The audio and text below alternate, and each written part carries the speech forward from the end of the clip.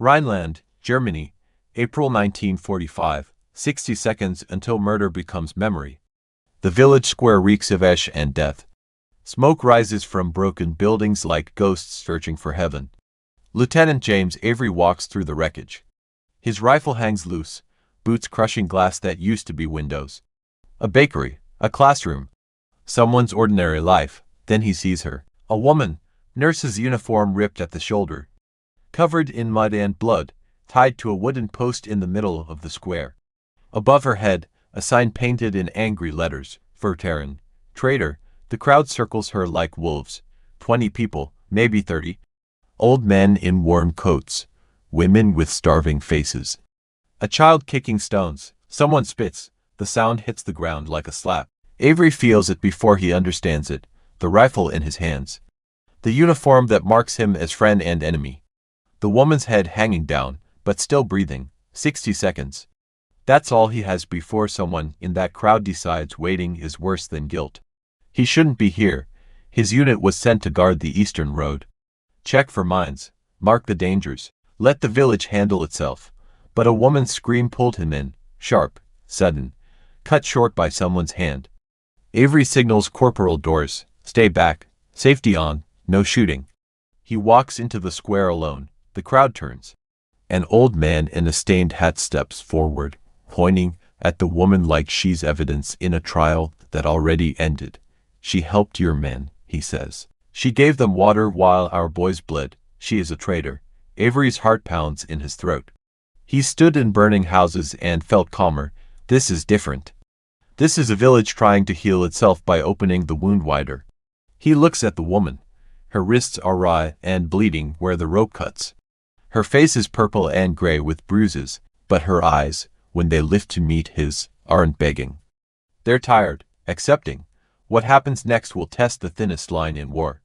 The one between justice and murder, between orders and conscience, between the man you were raised to be and the man war forces you to become. If you're watching from anywhere in the world, this is the kind of story that doesn't make the history books. Hit that subscribe button because every week we uncover the moral battles that define not just the war, but what it means to choose humanity when the world is choosing something else. Avery doesn't raise his rifle. He plants it instead, but to stone, like a flag claiming ground.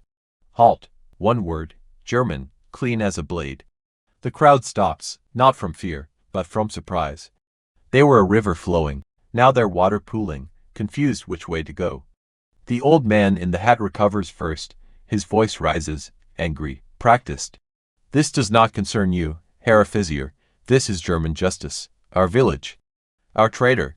Your village is now British territory, Avery replies. His German is stiff but clear, each word placed like a stone. And I see no justice here, only a rope and a crowd. A younger man pushes forward, mid-30s, thin face. One sleeve pinned empty at the shoulder, a veteran. The kind who carries war in his bones and rage in his blood. She gave water to your men, he spits, jabbing his remaining hand toward the woman. While my brother died 3 streets away, choking on his own blood, she was washing British wounds. Bandaging British hands, she chose them over us. Avery lets the silence settle. Counts 3 breaths. What is her name? The question lands like a stone in still water. What? Her name, Avery repeats, slower now. If you are executing her for treason, you must know her name. Her rank, her unit, the specific charges. Show me the court-martial documents, show me the military order. Show me anything that says this is law and not a lynching. The old man stammers. We do not need papers to know betrayal. Then you do not have justice, Avery says, his voice harder now. You have revenge, and revenge is not yours to take. Not anymore. A woman's voice rises from the back, raw, broken with grief. She let them live, the soldiers who bombed our children, who burned our homes. She saved them. Avery turns toward the voice, finds a mother, perhaps, or a widow. Someone hollowed out by loss and looking for someone to blame. Did she pull the triggers? He asks, softer now, but firm. Did she load the bombers? Did she give the orders? She gave them mercy, the woman chokes out. While we had none, then she was a nurse, Avery says simply, doing what nurses do. Veteran, someone shouts from the crowd's edge. Traitor. The word flies like a thrown stone. Others pick it up, a chant, half-hearted but gaining heat. The mob trying to remember why it gathered, trying to convince itself again. Avery sees it then, the ringleader, not the old man, not the veteran. A younger man, late 20s, standing 3 rows back. Expensive coat despite the ruins, clean-shaven, eyes cold and calculating. The kind of man who doesn't throw stones himself, but knows exactly when to point at the target. This one didn't lose family, this one lost power, lost something the war took from him, and he needs someone to pay. Herr Offizier, the ringleader says smoothly, stepping forward with a politician's grace. We understand your position. But you must understand ours. This woman defied orders. She stayed behind when we were told to evacuate. She aided enemy soldiers. These are facts. The sentence has been decided. Decided by whom? Avery asks, meeting the man's gaze directly. By the people she betrayed. Then the people have no authority. Avery's words drop like a judge's gavel. I do. The ringleader smiles, thin, cold. You are one man, Herr Lieutenant. With a handful of tired soldiers in a village that does not want you here. You cannot watch every corner, every street, every moment. We will reclaim what is ours. It's a threat wrapped in politeness. A calculation presented as fact. Avery feels corporal doors shift at the square's edge. Sees the subtle movement of his unit, trained, disciplined, reading the danger. He takes one step forward, then another, close enough now that the ringleader can see the mud on his uniform, the days without sleep in his eyes, the war that has made him older than 26. You are correct, Avery says quietly in English now, letting the foreignness of it land. Then switching back to German, I am one man. But I am the man with the rifle and the authority of His Majesty's armed forces. And if you touch her again, you will learn exactly how much one man can do when he decides the law matters more than the mob. The ringleader's smile dies. Avery pivots, addressing the crowd now, his voice carrying. This woman is under British protective custody.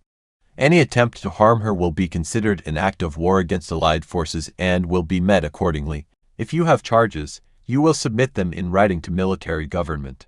If you have evidence, you will present it to a proper court. Until then, she is not yours. The old man tries once more, voice shaking. But she, I know what she did, Avery interrupts, though he doesn't. Not yet. And I know what you want to do, but wanting is not the same as being right, and being angry is not the same as being just. He turns to the post. The woman's eyes track him, tired, waiting for the next cruelty. Fräulein, he says, voice low enough that only she hears. I am Lieutenant Avery, British Army. I'm going to cut the rope now. Do you understand? She nods, barely, a movement small as a prayer. Avery draws his knife. The blade catches the gray light. The rope is cheap hemp, frayed at the edges, tied with the kind of knot you use for animals. It parts under pressure, falls away like a spell breaking. The woman collapses forward. Avery catches her, his arm around her shoulders, steadying her weight against his chest. She weighs almost nothing. War has stolen even the weight of bodies. Es ist vorbei, he murmurs. It's over. Her breath shudders against his uniform. Behind him, the crowd doesn't cheer, doesn't riot. It simply fades, slowly, reluctantly, like smoke losing its shape.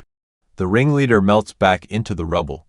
The old man spits once more and turns away. The mother with the broken voice covers her face and weeps. Corporal Dors appears at Avery's elbow. Sir, ambulance is 2 minutes out. Good. Avery shifts his grip. Lifts the woman fully. Cradles her like something breakable. Which she is, which they all are. As he carries her across the square toward his waiting unit, he feels it. The cost of choosing. His hands are steady. His orders were clear. But something inside him has shifted. A weight moved. The war was never simple, but it had been distant. A thing of maps and objectives, movements and missions. Now it is this. A woman's pulse against his forearm. A village's hatred at his back. A choice made not because it was ordered, but because it was necessary. He has crossed a line he cannot uncross. When the ambulance arrives, olive paint, Red Cross bright on the canvas, he hands her over to the medics with the careful precision of someone passing a lit candle in the dark. Take her to the aid station, he tells the driver. Protective custody. No visitors without my clearance. The driver nods. Professional. Understood, sir. Avery steps back, watches the ambulance pull away. Tires grinding gravel and ash, the square is empty now. Except for his unit, the post stands alone. The sign still nailed above. Veteran, Doors clears his throat. Orders, sir. Avery looks at the post for a long moment. Then he reaches up, wrenches the sign free with both hands. The wood splinters. The nails scream. He drops it to the ground. Lets it lie face down in the mud. We move out in 10, he says. Check the perimeter. Mark this square secure. And the woman, sir. Avery turns, looks at his corporal. Doors has been with him since Normandy, seen every kind of hell. Never asked a question that wasn't needed. The woman, Avery says slowly, is no longer their problem. She's ours. The field hospital tent smells of canvas, medicine, and the particular staleness of air that's been breathed too many times. Avery sits on an overturned crate beside the cot, watching the woman sleep. She's been unconscious for 4 hours. The medic, a Scotsman named MacLeod with hands like a watchmaker, has listed her injuries with cold precision. To cracked ribs, severe dehydration, bruises mapping her back like a failed geography lesson. Rope burns circling both wrists. She wake, MacLeod said. Body's just demanding the rest it's owed. Now, as dust bleeds through the tent canvas, she stirs. Her eyes open slowly, focusing on nothing, then everything. She sees the IV line first. Then the British bandage on her shoulder. Then Avery. She doesn't flinch, just watches him with the careful stillness of someone who has learned not to expect kindness. Wasser, she whispers, water. Avery reaches for the canteen MacLeod left. Holds it to her lips. She drinks like someone who has forgotten the shape of mercy. Small sips, careful, as if the water might be taken away. Thank you, she says in German, then switches to heavily accented English. You are the officer from the square, Lieutenant Avery. He sets the canteen down. You're safe here, under British protection. She almost laughs. The sound catches in her throat, becomes a cough. Safe, yes. I have heard this word before. What's your name? A pause, as if even this simple fact might be dangerous. Lisa, she says finally. Lisa Hartman. I was a nurse. Kriegslazaret Sector West, Rhineland Front. She pauses. Was? I think I am not a nurse anymore. Only a traitor. Tell me what happened, Avery says. From the beginning, she tells it slowly, in pieces. Like someone putting together a broken mirror. The hospital was a converted schoolhouse, she says. 20 beds that became 40, then 60, then bodies on the floor because there was nowhere else to put them. 3 doctors, 8 nurses, supplies that turned medicine into math. Who gets the morphine? Who gets the bandage? Who gets to die slower? February was when it started to collapse. The front didn't retreat. It dissolved. One day they had supply lines. The next they had rumors. German units mixed with stragglers, deserters, boys in uniforms 3 sizes too large who looked at the nurses like they were ghosts. The order came in March, Lisa says, her voice flat with exhaustion. Evacuate. Fall back. Leave the ones who cannot walk. Avery knows this order. Has read the reports. The Wehrmacht in full collapse. Discipline breaking. Officers shooting their own men for refusing to die for ruins. We were supposed to leave them. Her eyes find his. 32 men, some German, some not. We had British prisoners, Americans, even a Russian, all bleeding the same. All needing hands that knew how to close wounds instead of opening them. She stayed. 3 nurses stayed. The doctors fled. We boiled bandages in rainwater, she says. Used schnapps when the ether ran out. I held a boy's hand while he died. German boy, maybe 17. He called me Mutti. Mother. I was 23. The detail lands like shrapnel. She describes the smell of infection, the sound of broken morphine bottles swept into corners. The way gangrene smells like earth and rot together, amputations by candlelight. A British sergeant who sang hymns through his fever. A Luftwaffe pilot who drew birds on the walls with charcoal from the stove. Then your men came, she says. A patrol, lost, looking for their unit. One was wounded, shrapnel in his shoulder. Bleeding badly, red hair. Freckles like a child. Avery listens, doesn't interrupt. Lets her build the story brick by brick. His name was Thomas. Tommy. He made jokes even while I dug metal from his flesh. Asked if I had a sister. She smiles faintly at the memory. I told him I had 3 brothers, All dead now, he cried, not from pain. From that, the British patrol stayed 2 days, long enough for Tommy's fever to break. Long enough for the other wounded to see that the enemy wore the same exhaustion they did. One of your soldiers' older man, Corporal, he shared his chocolate. Real chocolate. I had not tasted it in 2 years. He gave it to the German boys too, said, "War's done, lads. Might as well be human before we go back to killing each other." When the patrol left, they offered to take her. She refused. Someone had to stay. But someone saw it. A villager, a Feldgendarmerie officer, or someone claiming to be one in a war where authority was whatever uniform you could find. He called it treason, Lisa says, her voice hardening. Aiding the enemy, consorting with occupiers. Betraying the Reich. The real betrayal, Avery thinks, was expecting her to choose nation over mercy. They came at night, she continues, dragged me from the hospital. The wounded, those who could still move, they tried to stop it. A boy with one leg stood between me and the soldiers. They beat him unconscious. She was tied to the post at dawn, the sign painted while she watched. They told me I would hang at sunset, as an example, so others would know the price of kindness. Her voice breaks on the last word. She turns her face away, toward the tent wall where shadows flicker like the ghosts of flames. Avery sits in the silence that follows. Outside, the camp settles into evening routine. Mess tins clanging, voices trading cigarettes and rumors. The distant cough of an engine. He thinks about the war they teach at Sandhurst. The clean one with clear enemies and clearer orders. Then he thinks about the war he has lived. The one where a German nurse saving a British soldier becomes a crime punishable by death. In these last months, he says quietly, speaking as much to himself as to her, we have seen things fall apart. Not just armies, people. The rules we thought were iron turned out to be smoke. He has seen reprisal killings, civilians shot for hiding deserters, soldiers hanged for refusing to defend ruins. A world where mercy became sin and survival demanded you choose between your humanity and your life. Lisa looks back at him. Her eyes are dry now. Exhaustion has burned through the tears. What happens to me now? She asks. You stay here, Avery says, under protection. I'll make sure the record states you acted as a medical professional under impossible conditions. No charges, no trial, no more signs. And when I leave, it's the question he's been avoiding. Then you will have papers that say the British Army vouches for your character. It may not be enough, but it's what I can give. She nods slowly. Accepts this fragile promise. Thank you, Lieutenant Avery, she says, for the water, for the words, for standing in the square when you did not have to. I did have to, he replies. I just didn't know it until I saw the rope. British 2nd Army Headquarters. Temporary Command Post, Rhineland Sector. April 17, 1945. Major Clifton sits behind a field desk that has seen better wars. Maps curl at the edges. A cigarette burns forgotten in a tin ashtray. He reads Avery's incident report for the 3rd time. Lips pressed thin. Lieutenant. His voice is sand and gravel. Walk me through your decision. Avery stands at attention. Cap under his arm. Uniform still carrying yesterday's mud.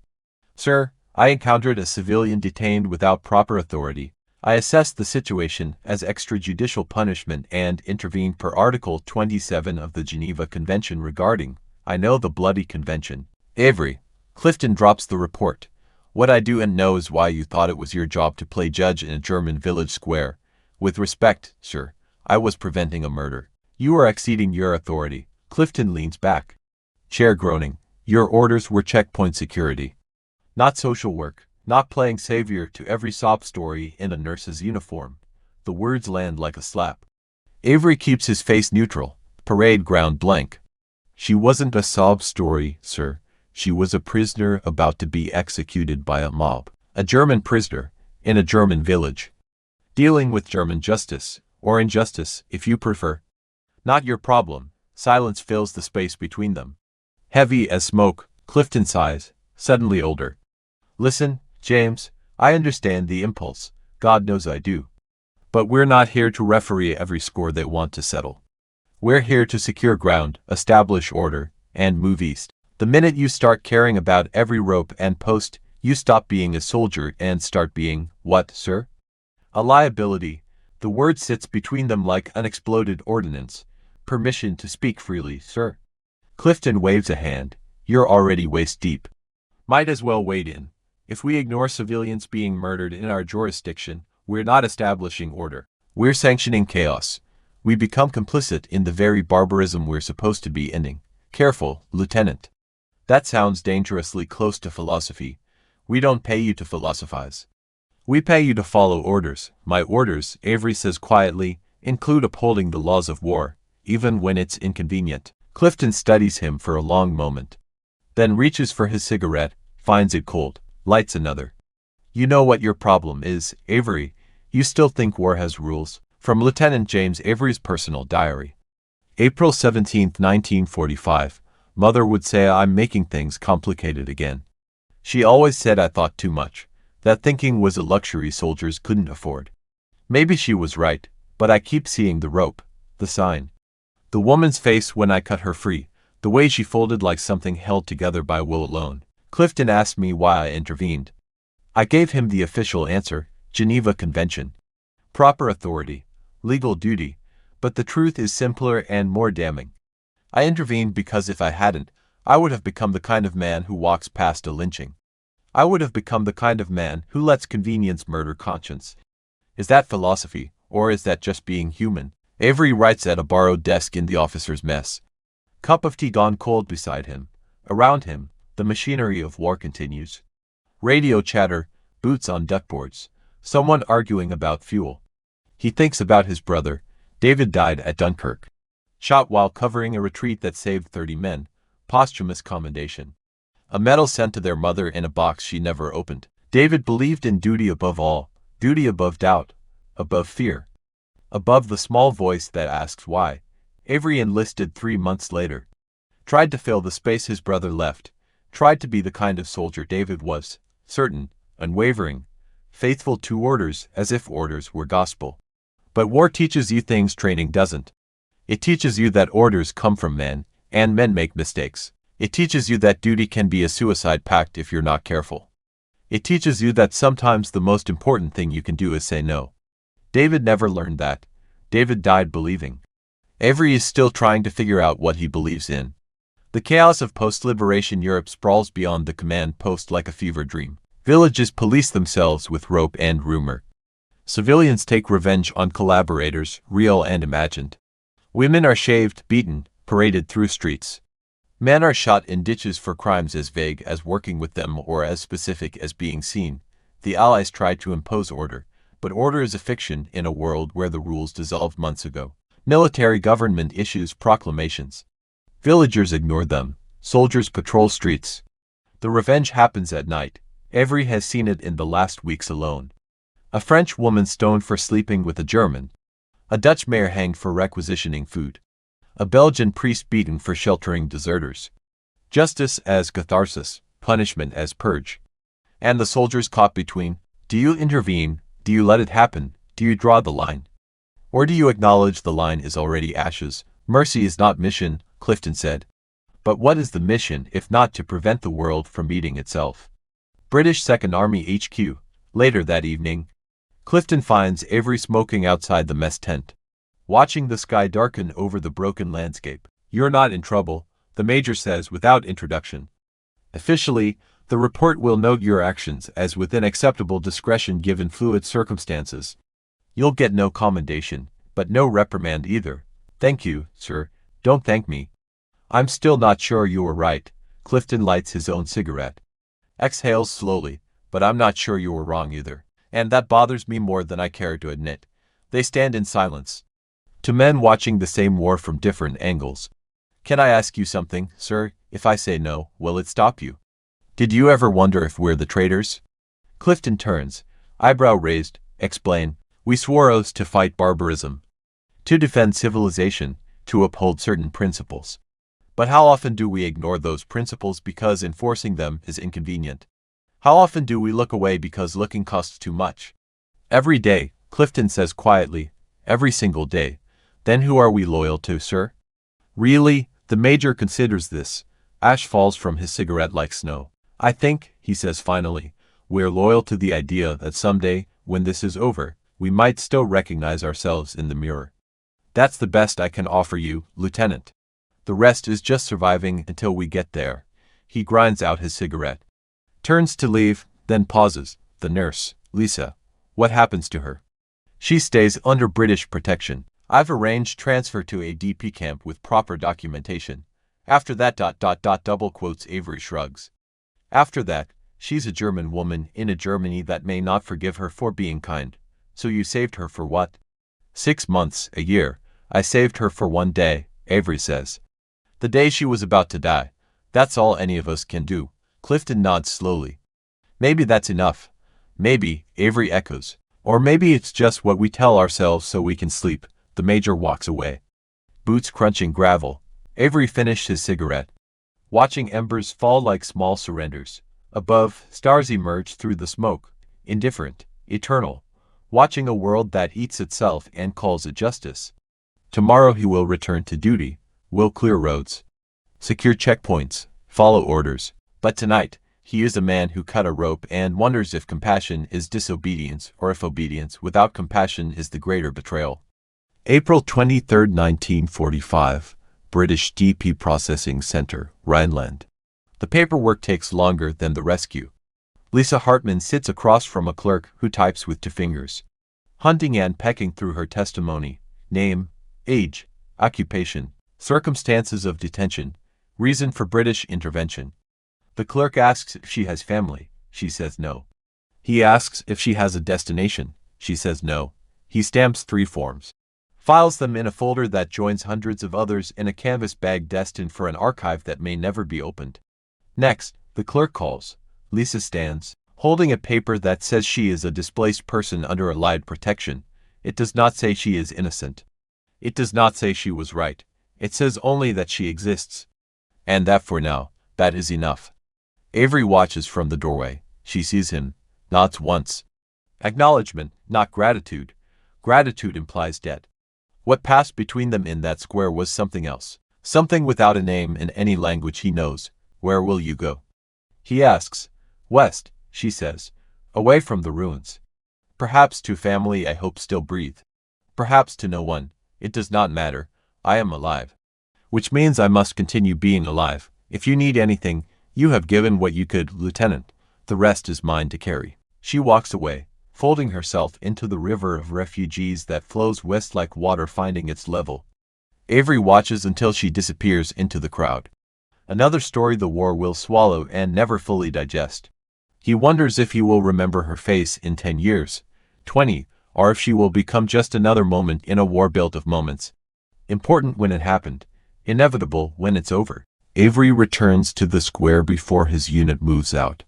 Dawn light cuts through the ruins, painting everything the color of old bone. The post still stands, though someone has tried to burn it. The wood is charred at the base, black marks licking upward. But it did not fall. It remains, defiant or indifferent. Hard to say. The sign lies face down in the mud where he dropped it. Rain has softened the letters, Verteren. The paint bleeding into the grain, the accusation dissolving into nothing. Avery kneels, turns it over. Stares at the word that meant death, now just wood and weather. He thinks about burning it, about smashing it, about carrying it back to headquarters as evidence of something, though evidence of what he cannot name. Instead, he leaves it there, half-buried, fading. Some things should be remembered, some things should be forgotten, most things exist in the terrible space between. In the final months of World War II, Europe dissolved into a chaos that history books struggle to capture. The liberation was not clean, it was not simple. It was a reckoning that came in waves, each one exposing new layers of guilt, new types of victims, new impossible questions about who deserved mercy and who deserved judgment. Between April and August 1945, Allied forces documented over 10,000 cases of revenge killings across occupied Germany. Civilians accused of collaboration, deserters shot by their own retreating armies, women punished for loving the wrong uniform. The numbers are guesses. Most deaths left no paperwork, no witness, no grave. Military hospitals and field stations became shelters for those caught between vengeance and law. Nurses like Lisa Hartman, German, French, Dutch, Italian, who treated wounded regardless of flag, found themselves branded traitors by communities desperate to assign blame for their suffering. The International Red Cross recorded 847 such cases in Germany alone. Most received no recognition, some received punishment. A handful, like Lisa, received the one thing rarer than mercy in those days, a second chance. Lieutenant James Avery was one of thousands of Allied officers tasked with policing the collapse. They cleared mines, secured roads, made impossible decisions about when to step in when villages that had earned their rage honestly wanted blood. Some looked away, some drew lines. All of them carried the weight of choices made in moments too fast for certainty, too important for doubt. The post-war trials Nuremberg and beyond would create frameworks for justice, but before the frameworks, there were only men and women standing in ruined squares, asking themselves what humanity meant when the world had forgotten. Avery writes to his mother from a borrowed house in what used to be a German officer's quarters. The furniture is gone, looted or burned, only the wallpaper remains. Floral patterns faded by sun and smoke. Dear mother, I cannot tell you much about where I am or what I do. The censors would cut my words to confetti, but I can tell you this. The war you read about in newspapers is not the war we live. The war you read about has clear sides.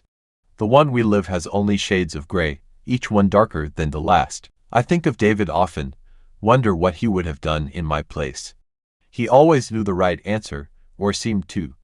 He had a certainty I envy and distrust in equal measure. I am learning that certainty is a luxury, perhaps the only luxury war truly denies us. I will come home different than I left. I do not know if this is forgiveness I ask or warning I give. Perhaps both. Your son, James Lisa Hartman, survived the war. Worked in a British hospital for displaced persons. Moved to Canada in 1947. Married a teacher. Raised two children who never quite understood why their mother jumped at raised voices, why she kept bandages in every room, why she volunteered at hospitals until arthritis took her hands. She died in 1983. Her obituary mentioned nothing of the post. The rope, the sign, it mentioned only that she was kind. James Avery stayed in the army until 1948, rose to captain, declined to stay for a career, opened a bookshop in Kent where he sold second-hand histories and drank tea with customers who wanted to talk about anything except the war. He never wrote about the square, never spoke of it, except once, to a nephew studying philosophy, who asked what he learned in the war. That loyalty, Avery said slowly, is not to flags or orders or even countries. Loyalty, in the end, is to the human being standing in front of you. Everything else is just noise we make to justify looking away. The nephew didn't understand. Not then, but he would. The sign said traitor. But the greater betrayal would have been to walk away. In a world breaking into sides, into us and them, into who deserves mercy and who deserves rope, the most radical act is the simplest. To see a person and refuse to unsee them. To stand in the space between cruelty and crowd and say, not this. Not today. Not while I'm breathing. Avery and Lisa were not heroes. They were people who, for one moment, chose differently. Chose life when death was easier. Chose mercy when vengeance was expected. Chose humanity when the world demanded they choose sides. The war taught a million lessons. Tactics and strategy, logistics and loss. But the only lesson that matters is this. When the rope is ready and the crowd is certain and the sign declares guilt without trial, someone must cut the rope. Someone must question the sign. Someone must remember that the person tied to the post is still a person. That is not heroism. That is not philosophy. That is loyalty to the only thing worth being loyal to. The idea that being human means more than surviving. It means choosing, in the moments that matter, to see each other clearly. And then to act as if that seeing demands something of us, because it does. If this story made you think differently about loyalty, mercy, or the choices we make when the world asks us to look away, share it. These stories matter not because they're history, but because they're human. And humanity, in the end, is the only side worth taking. Thank you for watching.